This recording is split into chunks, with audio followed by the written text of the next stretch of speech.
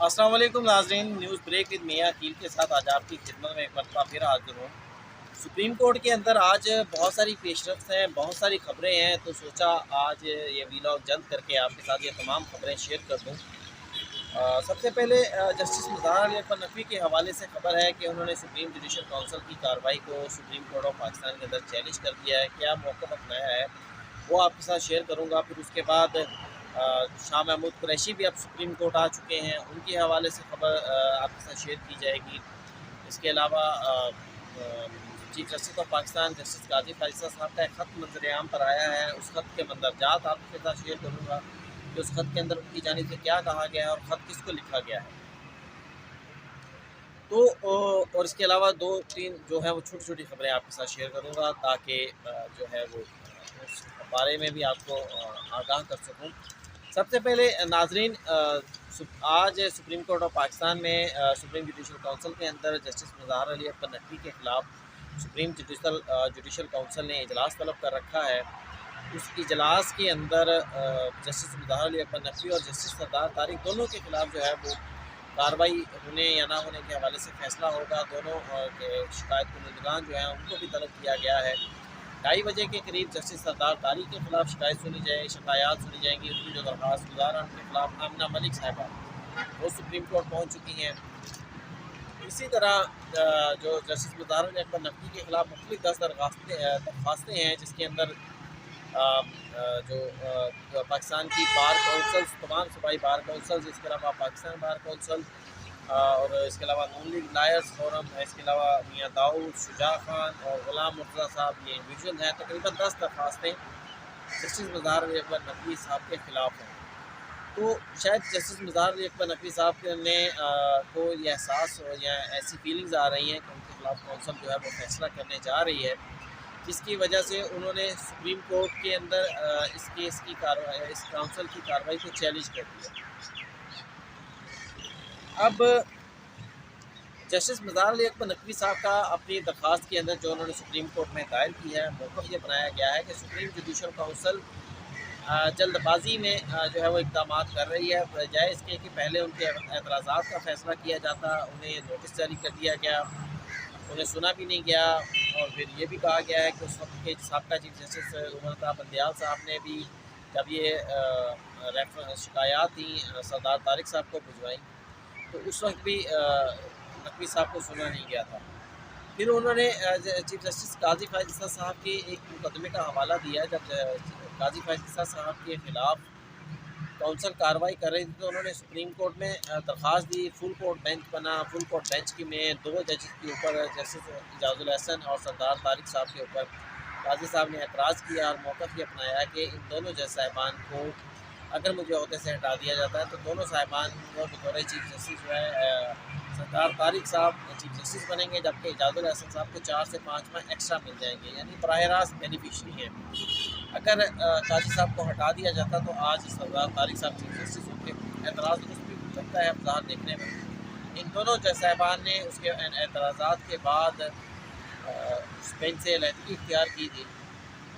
तो अब इसमें नकवी साहब भी यही कह रहे हैं कि क्योंकि उस टाइम दोनों जजेस ने बजाय इसके कि एतराज़ात की गहराई में जाते उन पर ऊपर एतराज़ किया गया और बस बोल गए। तो आज कौंसल के 3 लोग चीफ जस्टिस काजी फायज़ साहब, सरदार तारिक साहब और नईम अख्तर अफगान साहब, इन तीनों को जो है अपने ओहदों से कह रहा हूँ, इन तीनों को सुप्रीम जुडिशल काउंसिल की कार्रवाई से अलहदा हो जाना चाहिए।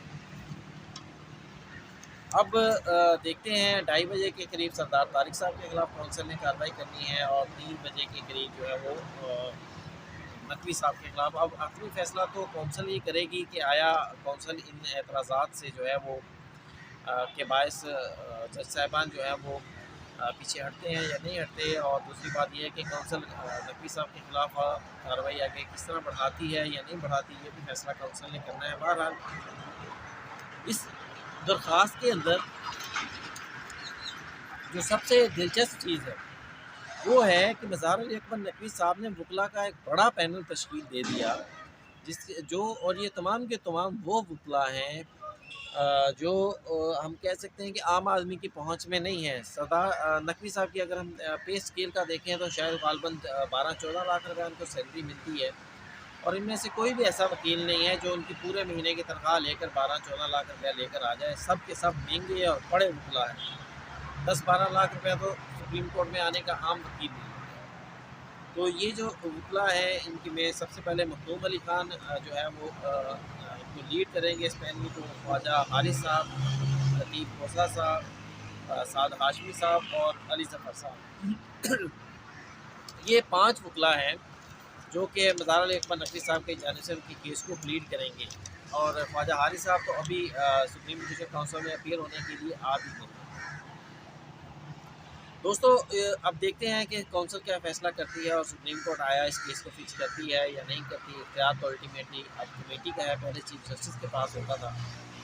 اب اس کے بعد چیف جسٹس پاکستان قاضی فائز عیسیٰ صاحب کا ایک خط منظر عام پر آیا ہے. پہلے تو ہم بہت سارے خط جو تھے وہ دیکھتے تھے قاضی صاحب، بلکہ بعض دفعہ تو ہم میڈیا کے لوگ جو ہوتے تھے وہ مذاق میں ایک دوسرے کے ساتھ مذاق بھی کرتے تھے کہ یار قاضی صاحب کا کوئی خط نہیں آیا، ہفتہ گزر گیا کوئی خط نہیں آیا.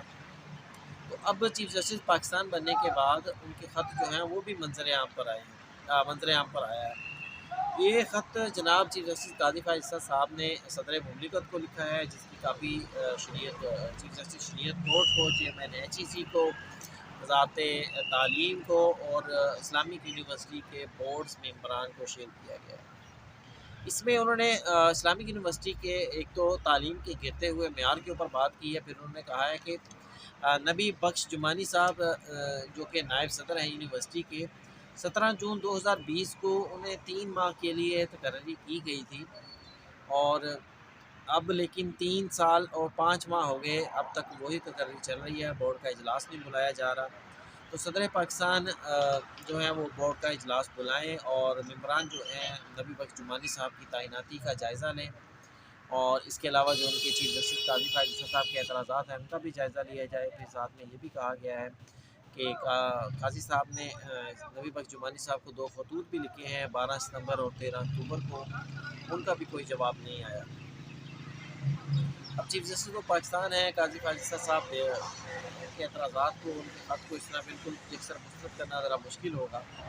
بہرحال دیکھتے ہیں صدر پاکستان اس خط کو کس طرح دیکھتے ہیں، اس کے اوپر کیا کارروائی کرنے یا نہ کرنے کا کیا فیصلہ کرتے ہیں، اجلاس بلایا جاتا ہے یا نہیں بلایا جاتا. اب ناظرین اس کے بعد ایک اور خبر بھی ہے، وہ ہے فرحت اللہ بابر صاحب نے درخواست دائر کی تھی کہ افغان مہاجرین، ایسے افغان مہاجرین جن کے پاس یونائٹڈ نیشن کی کوئی بھی سلپ ہے، کوئی بھی پرچی ہے، کوئی بھی رسید ہے، اگرچہ ان کے پاس ویزا نہیں بھی ہے، انہیں پاکستان سے نہ نکالا جائے.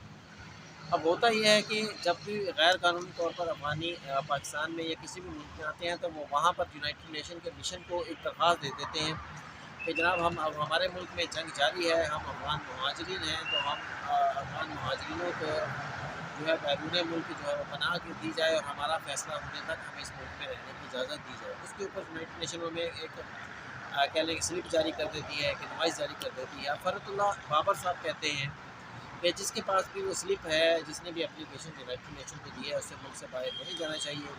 فرحت اللہ بابر صاحب کی اس درخواست کے اوپر سپریم کورٹ رجسٹرار آفس نے اعتراضات کیے تھے. آج جسٹس یحییٰ آفریدی صاحب نے اس درخواست کو سنا ہے اور انہوں نے اس درخواست کو کھلی عدالت میں لگانے کے لیے جو ہے وہ مقدمے کو لگانے کے لیے حکم دے دیا ہے. اب یہ مقدمہ آئندہ ہفتے ممکنہ طور پہ جو ہے آپ کو یا اس کے بعد کھلی عدالت میں مقرر کر دیا جائے گا. پھر جو بھی فیصلہ ہوگا اس حوالے سے بھی آپ کو آگاہ کریں گے. پھر شاہ محمود قریشی صاحب وہ بھی اب سپریم کورٹ آف پاکستان میں آگے ہیں. شاہ محمود قریشی صاحب نے سائبر کیس کے اندر ضمانت سپریم کورٹ میں دائر کر دی ہے، اور ان کے شاہ محمود قریشی صاحب کا کہنا یہ ہے کہ ان کا مقدمہ عمران خان سے مختلف ہے. اپنے آپ کو انہوں نے اس کیس میں اندر عمران خان کے کردار سے ڈس ایسوسیٹ کیا. انہوں نے کہا کہ نہ تو میں نے کوئی خط لہرایا، نہ میں نے اس سائبر کیس کو پبلک کیا. میں نے بطور وزیر خارجہ اپنی جو بھی فرائض انجام دیے وہ یہی تھا کہ میں نے خط جو ہے وہ وزیر اعظم کو بھیجا، جو کہ بھیجنا ان کی ذمہ داری تھی. پھر ان کی جانب سے یہ بھی کہا گیا ہے کہ سائفر کیس کا جس مقدمے کا جس انداز سے اندراج کیا گیا اس میں قانونی تقاضوں کو پورا نہیں کیا گیا، اس لیے یہ ایف آئی آر نہیں بنتی. بہرحال اس سے پہلے Imran Khan chairman P T I کی درخواست بھی سپریم کورٹ آف پاکستان میں آ چکی ہے. 22 رواں 22 نومبر کو جسٹس سردار طارق مسعود کی سربراہی میں 3 وکیل بینچ اس کے اوپر سماعت کرے گا۔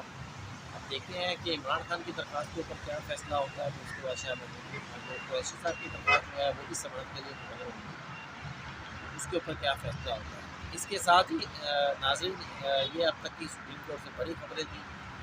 مجھے دیجیے اجازت۔ پروگرام اگر آپ کو اچھا لگا ہو تو اس کو لائک کیجیے گا، میرے چینل کو سبسکرائب کیجیے گا، شیئر ضرور کیجیے گا۔